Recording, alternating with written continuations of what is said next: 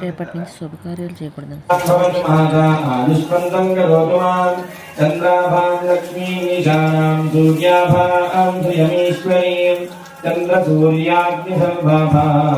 శ్రీ మహాలక్ష్మీ ఉపాస్మహే ధనమగ్నిర్ధనం భాయర్ధనం సూర్యోధనం వసు ధనమింద్రో బృహత్మండలం చ సుధాచురుద్రాద్వరదోస్తు తస్మై ఓం తద్ధాస్నపయామి.